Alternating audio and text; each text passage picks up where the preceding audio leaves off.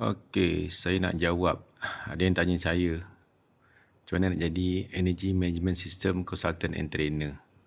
Ada tu, kebanyakannya kata macam ni. Dia kata, saya ada pengalaman kerja, pernah pergi training dan saya pernah nak cuba. Tapi saya tak berani. Saya tak berani nak cuba. Macam ni saya pun bermula dengan belajar, dapat pengalaman dan saya cuba. So itu tak ada, no one can help you.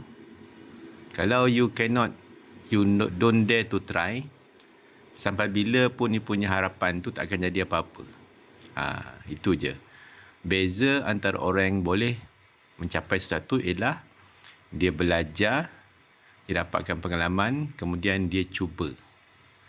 So you must dare to try and also you must dare to fail as well. Saya pernah fail banyak kali. It's not that I tried and I became successful just like that. Saya terus berjaya, terus dapat jadi trainer, terus dapat jadi consultant, terus laku kat market. Tidak So, nak tak nak, you kena berani cubalah. Okay. Sama macam kita dapat lesen kereta dapat lesen kereta, if you never try to drive, sampai bila pun kita takkan berani, takkan pandai bawa kereta. Simple as that lah. Okay, kita belajar memandu, dapat lesen, and we never drive. Sampai bila pun kita takkan pandai memandu, sampai bila pun kita tak tahu sama ada kita ni seorang pemandu yang baik atau tidak. Macam itulah. So, tak ada shortcut. Tak ada shortcut. Okay, you must cuba. Dah ada pengalaman, dah ada pengetahuan, cubalah. Cuba. That one, no one can help you. Okay, kalau you tak berani cuba, just stop it. Don't waste your time thinking of going into it. Focus on your current job and then give your best. Otherwise nanti you akan membuang masa saja. That's my advice lah.